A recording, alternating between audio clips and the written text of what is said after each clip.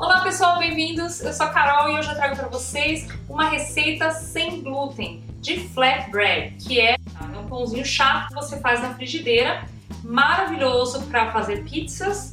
Ele é ótimo para comer patês, você pode assar, deixar ele bem crocante para comer junto com patês, queijos, etc. Mas na minha opinião, a pizza é a mais gostosa. Como nós não vamos usar a farinha de trigo, eu vou precisar de uma mistura de farinhas que vão imitar o glúten. Para quem não sabe, o glúten é a parte da farinha que faz com que tudo fique junto, unido, daquela massa bonita que você estica, enrola, bem modelável, ela cresce muito bem.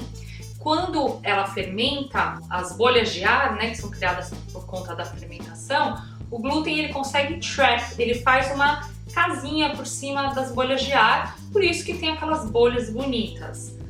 Quando você faz uma receita que não tem glúten, ele fica um pão mais denso naturalmente e ele não tem aquelas bolhas grandes, que para mim são maravilhosas, mas mesmo assim eu prefiro algumas receitas sem o glúten porque eu acho que é mais saudável, porque eu acho que é mais rico em nutrientes. Aqui a gente está misturando várias farinhas, várias procedências, tem fibra, tem tudo isso. Quando a farinha simplesmente, ela tem só a parte do miolinho do grão, ou seja, ela não chega nem aos pés da nutrição quando você mistura todas essas outras farinhas. Aqui eu tenho farinha de arroz, que é a base da receita. Aí eu tenho a farinha de sorgo, que é a sorghum, fécula de batata, que é o potato starch ou potato flour, tapioca starch ou tapioca flour, que é o polvilho doce, o açúcar e o sal.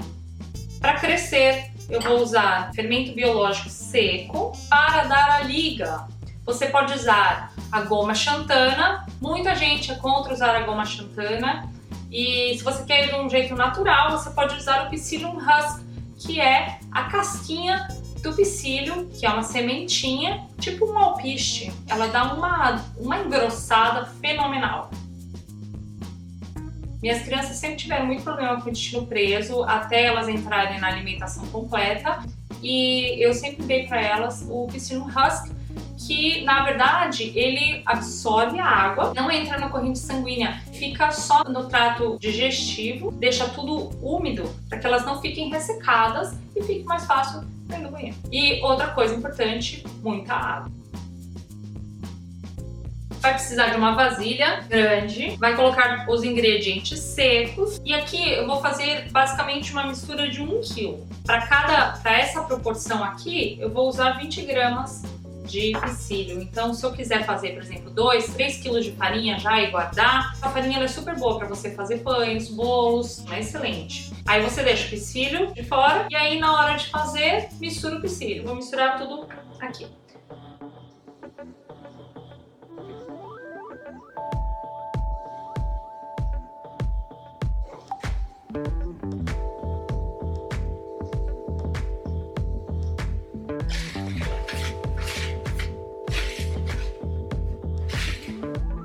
E acrescenta a água morna.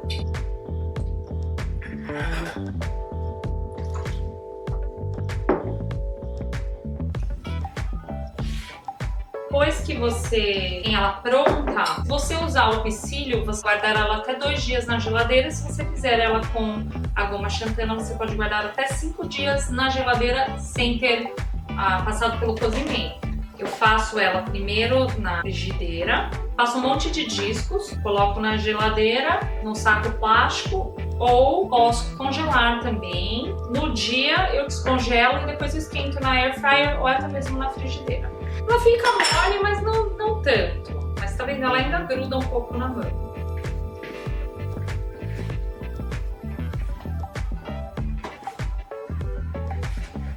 Para fazer um pão francês, por exemplo, você já precisa do ovo, mais gordura, óleo, essas coisas.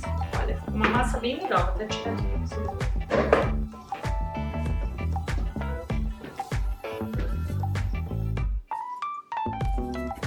Você pode fazer a massa assim, do jeito que está, coloca na geladeira, no dia que você vai fazer, tiro da geladeira, faço as bolinhas, amasso e coloco para para grelhar. Depois do cozimento que eu congelo a massa. Como a água que eu coloquei aqui era uma água morna, ela tá quentinha. Então o que a gente faz? Aqui, ó, deixa um pouquinho aberto e coloca ela desse jeito no forno. E ela vai crescer, você vai deixar ela crescer até ela dobrar de tamanho. Leva mais ou menos umas 2 horas, dependendo da temperatura que você tem aí. Depois que a massa cresceu, se você tiver dificuldade para trabalhar com ela assim, você pode também colocar ela na geladeira. Ela dá uma endurecida e aí fica mais fácil para você abrir a massa. Para não grudar nas coisas, você vai usar farelo de milho e também um parchment paper, que é o papel pergaminho. Ai, que belezura! Eu vou tirar aqui um tamanho de mais ou menos um laranjão.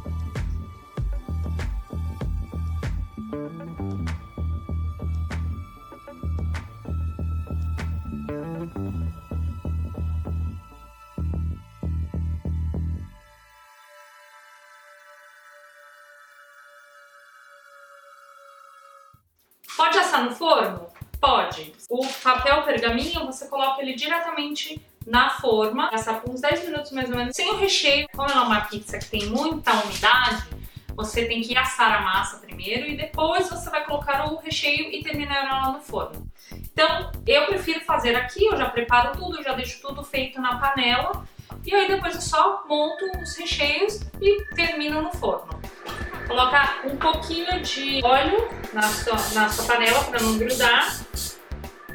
O importante aqui é que você tenha uma tampa para segurar o vapor dela, assim ela fica bem macia e fofinha. Quando ela já está na geladeira, ela está mais durinha, fica mais fácil também para trabalhar com massa. Totalmente aderida aqui, fecho e deixo ela cozinhar. O importante é o fogo médio. Não coloca no fogo muito alto, porque senão ela vai queimar e não vai cozinhar direito. E a hora que ela já estiver ficando douradinha por baixo, você vira e termina ela na parte de cima.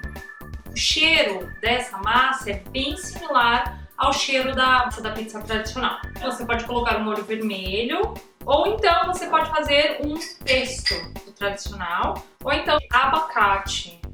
Vou levar para assar e aí eu vou colocar a rúcula por cima.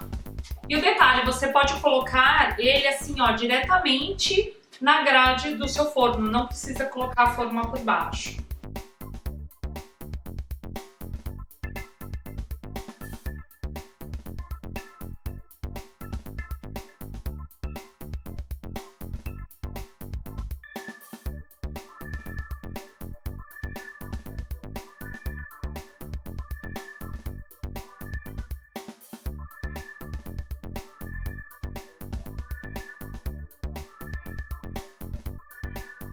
Você pode usar essa massa aqui como se fosse um wrap para você fazer um sanduíche. Ou mesmo se você não é vegano, se você não tem intolerância ao glúten, vale a pena experimentar outros sabores, outros ingredientes, outras texturas também. Uma dica para vocês: toda vez que vocês forem fazer um pão, ou uma pizza, ou flatbread, vocês precisam esquentar. E é isso aí, pessoal. Não se esqueçam de avaliar o vídeo, deixem seus comentários, compartilhem e eu te vejo na próxima. Tchau!